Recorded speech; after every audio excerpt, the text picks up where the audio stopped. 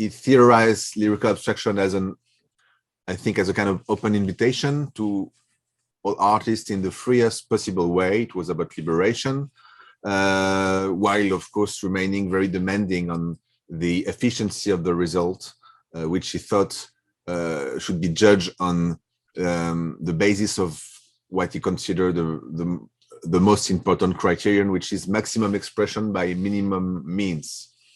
But that's not all there is to it. He also described some additional characteristics like concentration rather than improvisation, a heightened sensitivity, speed, and risk-taking. Both are linked, obviously, spirituality, and intuition rather than formulas or methods. And from an historical point of view, it's also interesting to point out that even if today people use informal art, lyrical abstraction, tachism, gestural abstraction as synonyms, initially Mathieu fought against the classification of his work as informal art, even though his friend Michel Tapier, the art critic, did so, because informal means absence of form and therefore absence of sign. But it seems antagonistic to what Mathieu defined about his work very early on.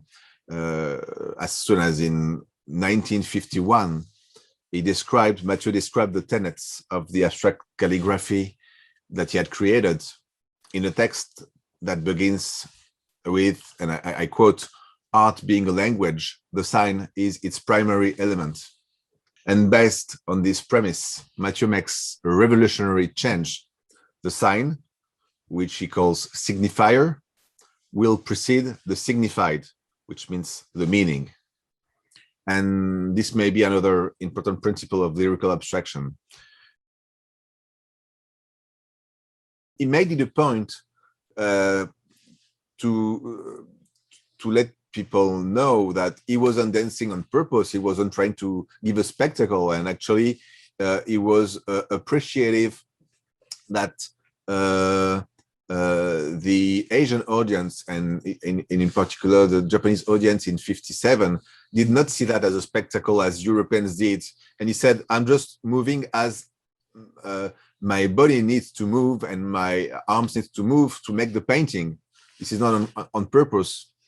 So obviously there was a stage element to it, because he was dressed in a specific way. He was showing his work to the public, but at the same time, there was no voluntary choreography. It was involuntarily, and the destination was the artwork, not the other way around. Mathieu was not himself a performance artist. He did performances, but he was not part of that movement at all, because the later performance artist did the performance first and foremost, and then there was a result of the performance. In Mathieu's case, yes, the painting is a trace of the performance, but the artwork was the destination and was the focus of the artist, of Mathieu. He wanted to make that painting was consciously and intuitively, not in a pre-calculated way, but he was intuitively trying to make this artwork and was not focused on the way his body moved or something. So there's a slight difference that Mathieu was eager to point out every time he had the occasion. Apart from the dozens of posters, there are actually even dozens for all kind of users of public events and companies and private companies, public companies, and stamps and even postcards, and the 10-franc coin that has been minted more than 100 million copies, which may be the most spread art piece of work from a painter, I think. And apart from all that, I can also mention that he created jewelry as soon as the 50s, numerous medals, and he painted a fridge, for instance. He created a huge bed. He crafted a mosaic. He made the label for several brands of a well-known champagne. He built a factory in France that is called the 𝘕𝘦𝘭𝘪𝘐𝑢𝑙𝑒, which means star-shaped factory, if you will. That still does exist to this day, and that is the only one to date designed by an abstract painter. So he did a lot of things in applied arts. Mathieu used his status in France in the 60s and 70s as the most recognized abstract artist in France in those 2 decades. And his desire was, using that, was to fulfill one of the roles of the artist, which he believed was to create a style and eventually a way of life. So that was the idea. He wanted to be the first abstract artist to take up the ambition that had been that of Michelangelo, David, Lebrun, which I quote is that the artist reestablishes a dialogue with the everyday world, that he recreates happier harmonies between man and his environment, that he permeates all forms of life, even the most humble. And I feel like ultimately he made his art accessible to the greatest number of people, yet with high standards. There was no downgrade in his art whatsoever. So this is kind of, as I like to say, a kind of elitism for all. I would say that this style in applied arts derived from his artworks on canvas and paper more than the other way around. And then sometimes for the purpose of applied art, because applied arts by definition has a usage, it's not only an artwork, it required an abstract figurative style, which is a mix of abstract and figurative, because for instance, when you would try to represent more vividly in the context of a poster, a country, maybe you ask a few elements about that. And you can see that in some of the posters of the famous series of the Air France posters. So this is never seen in his paintings, which are totally abstract. So that's I think, a main difference. That was really a prestigious setting. The Grand Palais is a really prestigious setting in Paris. It's a beautiful place. And it was intended both to summarize Mathieu's work over the past 15 years at that time, and over the past 15 years. Why? Because he had a first retrospective in '63 in Paris, which is actually crazy when you think, because it's first of all, it's quite rare to have a retrospective while you're still alive. And he was very young at the time, and he already had in Paris a retrospective in '63, if you come to think about it. It was to show, since that first retrospective, what had been his work over the past 15 years. And also, in a way it's linked, to demonstrate that his creative power had not run out of steam. And that also his intervention in the applied arts, even though it could have given the impression that it took precedence over his activity as a painter, it still had new paintings to show. And so during this exhibition, it showed both the historic work, La Victoire de Denain, the Victory of Denain, which is a very monumental and historic work, and this new unique series of monumental works of the same format. Actually, that are very, even though it's a series of the same format, they're very much different, and it gives a lot it shows all the different facets of Mathieu's work.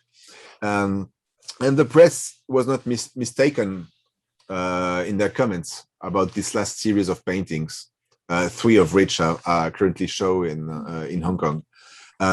So I can read a few quotes that I've found about this 1978 exhibition. Mathieu has found the breath of his conquering beginnings, lightning, zebra stripes, spots burst with a superb magnificence. He is fully a great painter when he lets himself go, as here, to his passion. Or I have found another one, I quote, "Here are the new paintings that we have been waiting for several years. We find the gesture and its elegant drawing, but the sign and the background invent a new dialogue. The color competes with the line, the planes multiply and deepen, mysterious lights disturb the space.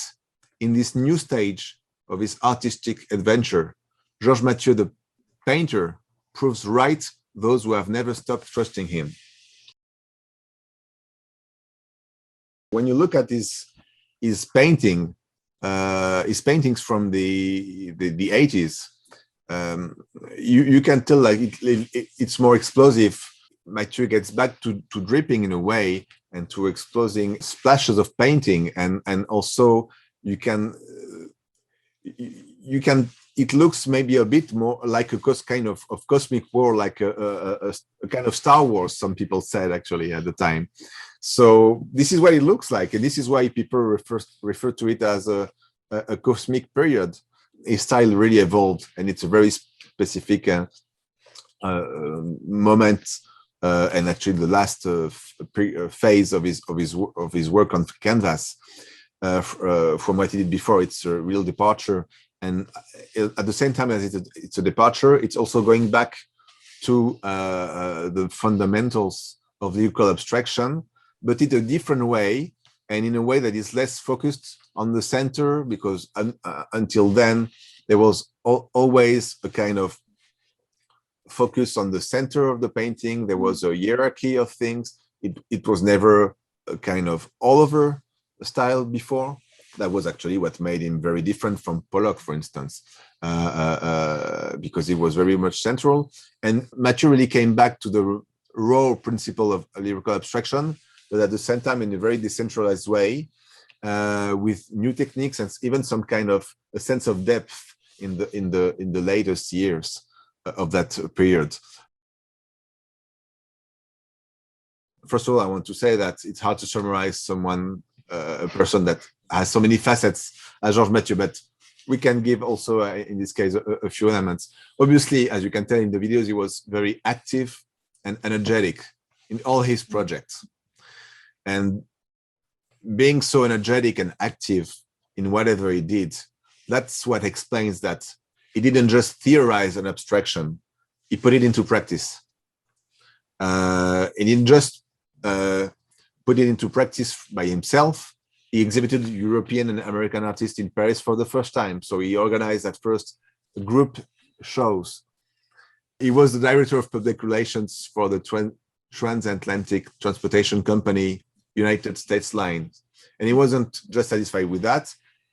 He wanted, and he was the editor of the magazine Paris Review for this company, where he interviewed many people, like even Albert Einstein, and he would also develop and propagate his theory about art in that magazine. So he also wasn't satisfied by just painting on canvas.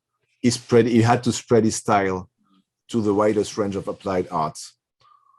So you can tell he was very energetic in any way possible, and that's what translates. And it's not an act; it's obviously how he is in video, and he was energetic in his art, but also obviously in enjoying life. And I remember that his friend, the late engraver Pierre-Yves Trémois, recently passed away, recounted their high-risk country escapades as Mathieu drove his vintage sports car with a leather helmet and aviator glasses.